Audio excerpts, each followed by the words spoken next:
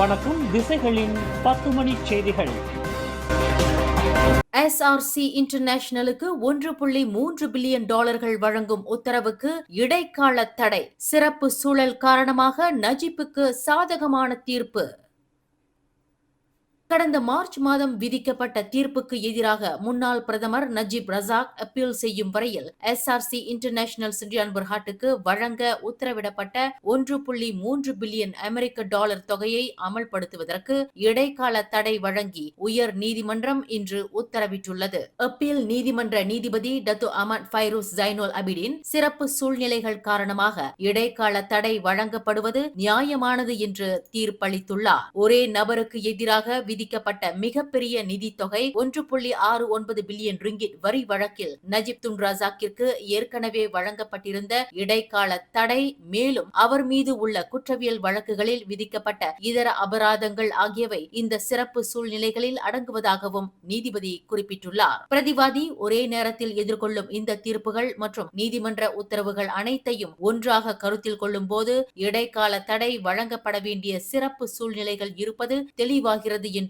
அவர் தெரிவித்துள்ளார். இந்த வழக்கு உச்ச நீதிமன்ற அளவில் இறுதியாக தீர்மானிக்கப்படும் வரை எந்த அமலாக்க நடவடிக்கையும் மேற்கொள்ளப்படாமல் இருப்பதே சிறந்தது என்றும் நீதிபதி அமட் ஃபைரூஸ் ஜைனுல் அபிடின் உத்தரவிட்டுள்ளார். மேலும் ஜூம் வழியாக நடைபெற்ற விசாரணையில் நஜீப் 2 மில்லியன் ரிங்கிட் செலவு தொகையை SRC இன்டர்நேஷனல் நிறுவனத்திற்கும் வழக்கில் பெயரிடப்பட்டிருந்த 5 மூன்றாம் தரப்பு பிரதிவாதிகளுக்கு தலா 1,50,000 ரிங்கிட் வழங்கவும் நீதிமன்றம் உத்தரவிட்டுள்ளது.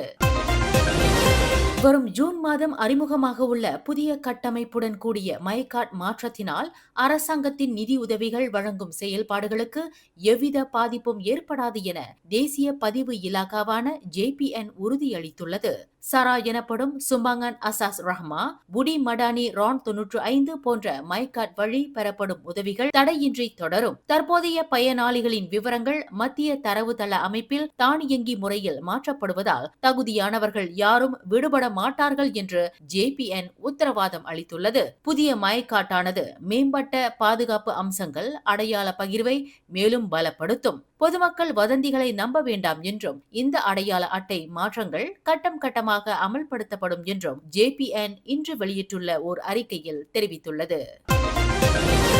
மலேசிய ஊழல் தடுப்பு ஆணையமான SPRM-இன் புதிய தலைமை ஆணையராக பொறுப்பேற்றுள்ள டத்தோஸ்ரீ அப்துல் ஹலீம் அமான் நாடு முழுவதும் ஊழல், அதிகார துஷ்பிரயோகம் மற்றும் ஒழுங்கீன செயல்களுக்கு எதிரான நடவடிக்கைகள் மேலும் தீவிரப்படுத்தப்படும் என உறுதியளித்துள்ளார். புத்ராஜயா தலைமையகத்தில் இன்று அதிகாரப்பூர்வமாக பொறுப்பேற்றுக் கொண்ட பிறகு ஆற்றிய முதல் உரையில் ஆணையத்தை வழிநடத்த அரசாங்கம் தம் மீது கொண்ட நம்பிக்கைக்கு நன்றி தெரிவித்தார். மேலும் SPRM அதிகாரிகள் அனைவரும் தங்கள் பொறுப்புகளை நேர்மையுடனும் தொழில்முறை திறனுடனும் நிறைவேற்றுமாறு அவர் கேட்டுக்கொண்டார். அதேவேளையில் கடமைகளை நிறைவேற்றுவதில் சவால்கள், கட்டுப்பாடுகள் மற்றும் தடைகள் ஏற்படுவது தவிர்க்க முடியாத ஒன்று என குறிப்பிட்ட அப்துல் ஹலீம் அமான், அவற்றையெல்லாம் விவேகத்துடனும் சட்டத்தின் வழிகாட்டுதலின்படியும் நிறுவப்பட்ட நடைமுறைகள் மற்றும் அறிவுறுத்தல்களின்படியும் கையாள வேண்டும் என்றும் வலியுறுத்தினார்.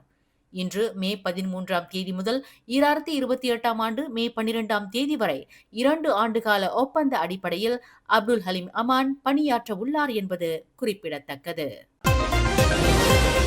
தலைமறைவாக இருக்கும் மலேசிய நிதியாளர் லோ தாக் ஜோ அமெரிக்க அதிபர் டொனால்ட் டிரம்பிடம் பொது மன்னிப்பு கோர முயன்றதாக தகவல்கள் வெளியாகியுள்ள நிலையில் அவர் மீதான விசாரணைகள் தொடர்ந்து நடைபெற்று வருவதாக புகிட் அமான் தெரிவித்துள்ளது. இத்தகவலை இன்று புதன்கிழமை நடைபெற்ற சிறப்பு உரையாடல் PSTV 2026 நிகழ்வின் நிறைவுக்கு பின்னர் செய்தியாளர்களை சந்தித்த தேசிய போலீஸ் படை தலைவர் டத்துஸ்ரீ முகமது கலீத் இஸ்மாயில் உறுதிப்படுத்தியுள்ளார். அதேவேளையில் இந்த விவகாரம் தொடர்பான விசாரணைகளுக்கு அதன் தொடர்புடைய நாடுகளுடன் மலேசிய போலீசார் நல்லுறவை தொடர்ந்து பேணி வருவதாகவும் அவர் குறிப்பிட்டுள்ளார். ஊடக செய்திகளின்படி அமெரிக்க நீதித்துறையான டாஜின் அதிகாரப்பூர்வ இணையதளத்தில் வெளியிடப்பட்ட அறிவிப்பில் லோ தாக் ஜோ இவ்வாண்டின் தொடக்கத்தில் டிரம்பிடம் மன்னிப்பு கோரி விண்ணப்பம் சமர்ப்பித்துள்ளதாக குறிப்பிடப்பட்டுள்ளது. இதனிடையே இதுகுறித்து கருத்து தெரிவித்துள்ள 1MDB பணிக்குழு தலைவர் டத்துஸ்ரீ ஜோஹரி அப்துல் கனி, ஜோலோவுக்கு மன்னிப்பு வழங்கப்படுவதற்கு தாம் கடுமையாக கண்டனம் தெரிவிப்பதாக தெரிவித்துள்ளார்.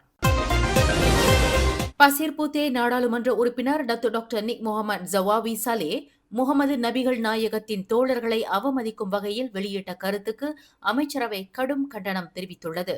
இன்று மே 13ஆம் தேதி நடைபெற்ற அமைச்சரவை கூட்டத்தில் இந்த விவகாரம் குறித்து கலந்தாலோசிக்கப்பட்டதாகவும் அந்த கருத்துக்கள் ஏற்றுக்கொள்ள முடியாதவை என அமைச்சர்கள் ஒருமனதாக கண்டித்ததாகவும் தொடர்புத்துறை அமைச்சர் டத்து ஃபமி ஃபட்சில் செய்தியாளர்களிடம் தெரிவித்துள்ளார். கடந்த ஞாயிற்றுக்கிழமை கொலத்ரங்கானுவில் நடைபெற்ற ஓர் அரசியல் பிரச்சார கூட்டத்தின் போது நபிகள் நாயகத்தின் தோழர்களை பப்பா சட்டி மற்றும் கசீனா ஆகிய சொற்களுடன் தொடர்புபடுத்தி பேசிய தனது சர்ச்சைக்குரிய கருத்திற்காக முகமது ஜவாவி மன்னிப்பு கோரினார். இந்நிலையில் இந்த விவகாரம் குறித்து பல்வேறு போலீஸ் புகார்கள் பெறப்பட்டுள்ளதாக அமைச்சரவையில் தெரிவிக்கப்பட்டது என்றும் ஃபமி ஃபட்சில் குறிப்பிட்டுள்ளார்.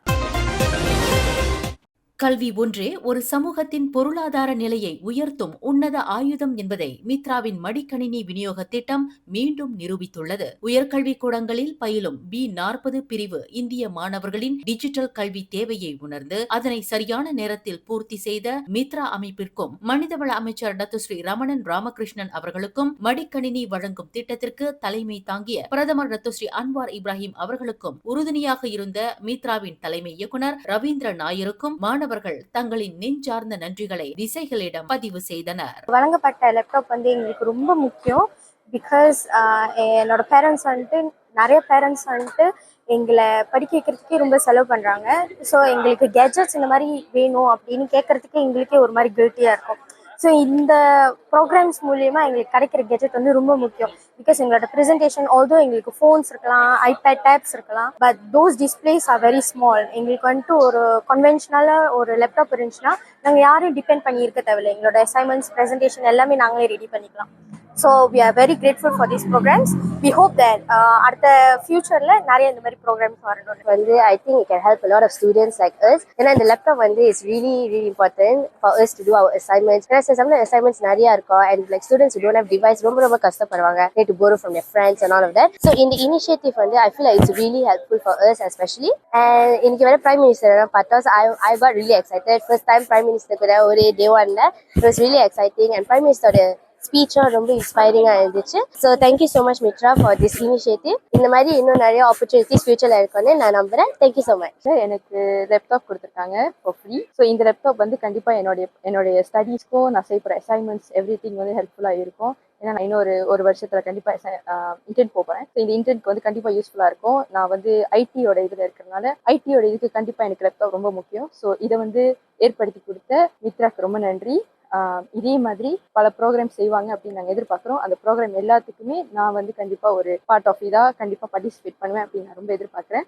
ஏற்படுத்தி கொடுத்த மித்ராக்கு நன்றி. இந்த ப்ரோக்ராம் ரொம்ப பெனிஃபிட். எக்ஸாம்பிள் நான் laptop this laptop can help me a lot to reduce my burden and it can also help me academically and I can be more successful. So overall the program was very comfortable. Everything went nice. Very happy. ப்ரோக்ராம்க்கு எனக்கு ரொம்ப சந்தோஷமா இருக்கு. இங்க வர வச்சிருக்காங்க.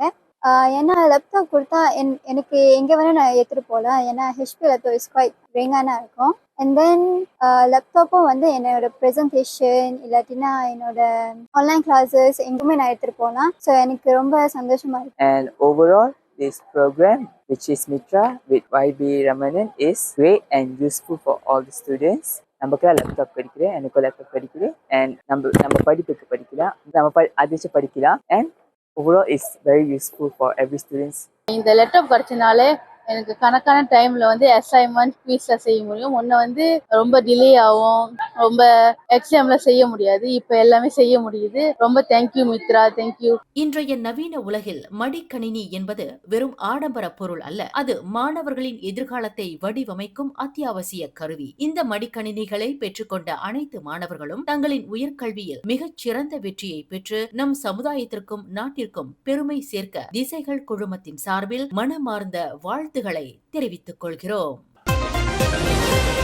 Sunshine Kids, the place where your kids shine, the fastest growing, award-winning, best preschool chain in the town. Welcome to our preschool where learning meets fun. Our preschool provides a nurturing environment for young learners to thrive. www.sunshinekids.com.my தேசிய ஒலிபரப்பு சேவை நிறுவனமான RTM மற்றும் astro இடையிலான சுமார் 30 ஆண்டுகால ஒத்துழைப்பு வரும் ஜூலை 1ஆம் தேதியுடன் நிறைவுக்கு வருவதாக அறிவிக்கப்பட்டுள்ளது. இரு தரப்பினருக்கும் இடையில் கட்டண மற்றும் ஒப்பந்த நிபந்தனைகள் தொடர்பான உடன்பாட்டை எட்ட இயலாததால் ஆஸ்ட்ரோ செயற்கைக்கோள் மற்றும் OTT தளங்களில் இருந்து RTM தனது TV1 HD, TV2 HD மற்றும் OK அலைவரிசைகளின் ஒளிபரப்பை நிறுத்த முடிவு செய்துள்ளதாக தெரிவித்துள்ளது. அலைவரிசை கட்டணங்கள் தொடர்ந்து அதிகரித்து வருவதாலும் அதை கட்டுப்படுத்துவது சிரமமாக இருப்பதாலும் இந்த முடிவு எடுக்கப்பட்டதாக RTM இன்று விளக்கம் அளித்துள்ளது. எதிர்க்கட்சி தலைவர் பதவியில் மாற்றம் செய்ய கோரி எதிர்க்கட்சி கூட்டணி தமக்கு அதிகாரப்பூர்வ கடிதம் அனுப்பியுள்ளதாக நாடாளுமன்ற சபாநாயகர் ஜொஹரி அப்துல் தெரிவித்துள்ளார். இதையடுத்து தற்போதைய எதிர்க்கட்சி தலைவரான ஹம்சா ஜைனுடினுக்கு நாடாளுமன்றம் தகவல் அனுப்பியிருந்தாலும் கூட இதுவரை அவர் பதிலளிக்கவில்லை என்றும் அவர் தெரிவித்துள்ளார். இந்நிலையில் ஒருவரை எதிர்க்கட்சி தலைவர் பதவியிலிருந்து விலகுமாறு உத்தரவிடும் அதிகாரம் தமக்கு இல்லை என்று குறிப்பிட்டுள்ள ஜொஹரி அப்துல் இந்த விவகாரத்தை எதிர்க்கட்சி கூட்டணியே தீர்மானிக்க வேண்டும் என்றும் தெரிவித்துள்ளார். மேலும் எதிர்க்கட்சி தலைவர் பதவிக்கு ஒருவரை முடிவு செய்வது சபாநாயகரின் அதிகார வரம்பிற்குள் வராது என்றும் இன்று வெளியிட்டுள்ள அறிக்கையில் ஜொஹரி அப்துல் குறிப்பிட்டுள்ளார். கிடா மாநிலம் சுங்கைப்பட்டாணியில் உள்ள மருத்துவமனையில் மஞ்சள் காமாலைக்கு சிகிச்சை பெற்று வந்த 13 நாட்களே ஆன ஆண் குழந்தையின் தொடை எலும்பு முறிந்ததாக கூறப்படும் சம்பவம் தொடர்பாக போலீசார் புகார் பெற்றதை உறுதிப்படுத்தியுள்ளனர். இதுகுறித்து கொலமுடா மாவட்ட போலீஸ் தலைவர் ஹன்யான் ராம்லான் வெளியிட்டுள்ள தகவலில் கடந்த திங்கட்கிழமை அக்குழந்தையின் தந்தை போலீசில் புகார் அளித்ததை அடுத்து இந்த சம்பவம் தொடர்பான விசாரணை தொடங்கப்பட்டுள்ளதாக தெரிவித்துள்ளார். மேலும் இந்த வழக்கு 2001ஆம் ஆண்டு குழந்தைகள் சட்டம் பிரிவு 31(1)A கீழ் அலட்சிய குற்றச்சாட்டின் அடிப்படையில் விசாரிக்கப்பட்டு வருவதாகவும் தெரிவிக்கப்பட்டுள்ளது. கடந்த ஞாயிற்றுக்கிழமை மாலை அக்குழந்தையின் தந்தையான நூர் ஃபட்லி ஷைடி மற்றும் அவரது மனைவி நூர் ஷஹீலா அப்துல் ஹமீத் ஆகியோர் தங்கள் குழந்தையின் வலது தொடை பகுதியில் கட்டு போடப்பட்டிருப்பதை கண்ட பிறகே இந்த சம்பவம் குறித்து அறிந்துள்ளனர். கடந்த ஏப்ரல் 28ஆம் தேதி அறுவை சிகிச்சை மூலம் குழந்தை பிறந்தபோது அக்குழந்தை இயல்பான நிலையில் இருந்ததாகவும் இரு கால்கள் உட்பட அனைத்து உறுப்புகளையும் முறையாக அசைக்கக்கூடிய நிலையில் இருந்ததாகவும் அவர்கள் தெரிவித்துள்ளனர். பங்கோர் தீவு அருகே 37 ஆவணமற்ற குடியேறிகளை ஏற்றிச் சென்ற படகு கவிழ்ந்த விபத்தில் நேற்று மாலை மேலும் 3 பெண்களின் சடலங்கள் மீட்கப்பட்டுள்ளன. இதனால் சடலமாக மீட்கப்பட்டவர்களின் மொத்த எண்ணிக்கை 7ஆக உயர்ந்துள்ளது. மேலும் மாயமான 7 பேரை தேடும் பணிகள் நடைபெற்று வருகின்றன. படகு கவிழ்ந்த முதல் நாள் அன்று 23 பேர் உயிருடன் மீட்கப்பட்ட நிலையில் கடந்த 3 நாட்களாக மீதமுள்ளவர்களை தேடும் நடவடிக்கையில் கடலோர காவல் படை, மலேசிய கடற்படை உள்ளிட்ட அதிகாரிகள் ஈடுபட்டுள்ளனர். 37 ஆவணமற்ற குடியேறிகளுடன் கடந்த மே 9ஆம் தேதி இந்தோனேசியாவில் இருந்து மலேசியாவை நோக்கி அப்படகு வந்ததாக தகவல்கள் கூறுகின்றன. சமூக வலைதளங்களில் பரவி வரும் அதிர்ச்சியூட்டும் வீடியோ ஒன்றில் ஒரு குழுவாக இருக்கும் சிறுவர்கள் தற்காத்துக் கொள்ள முடியாத ஒரு நாயை மிக மோசமான முறையில் கையாண்டு பாலியல் சுரண்டல் செய்யும் காட்சிகள் இடம்பெற்றுள்ளன. இந்த சிறுவர்கள் அந்த வாயில்லா ஜீவனை ஒரு விளையாட்டு பொருளாக கருதி துன்புறுத்துவதுடன் அதனை வீடியோ எடுத்து பொழுதுபோக்கு ரசனைக்காக செயல்பட்டுள்ளனர். விலங்குகள் உணர்ச்சிகளற்ற பொருட்கள் அல்ல என்பதை சுட்டிக்காட்டியுள்ள இணையவாசிகள் இத்தகைய வன்முறை செயல்களை ஒருபோதும் நகைச்சுவையாக கருத முடியாது என கடும் கண்டனம் தெரிவித்து வருகின்றனர். விலங்குகளை நாம் பாதுகாக்க வேண்டுமே தவிர அவற்றை பாலியல் சுரண்டல் செய்யக்கூடாது என்ற கோரிக்கை விடுத்து வருகின்றனர். இத்தகைய வீடியோக்களை பகிர்வதை தவிர்த்து சம்பந்தப்பட்ட தரப்பினருக்கு எதிராக புகார் அளிக்குமாறு அறிவுறுத்தப்பட்டுள்ளது. மேலும் செய்திகளை தெரிந்து கொள்ள கீழே இருக்கும் பெல் பட்டனை அழுத்துங்கள். உங்கள் மகிழ்ச்சியை வெளிப்படுத்த லைக் மற்றும் ஷேர் செய்யுங்கள். தொடர்ந்து திசைகளோடு இணைந்திருக்க சப்ஸ்கிரைப் செய்யுங்கள்.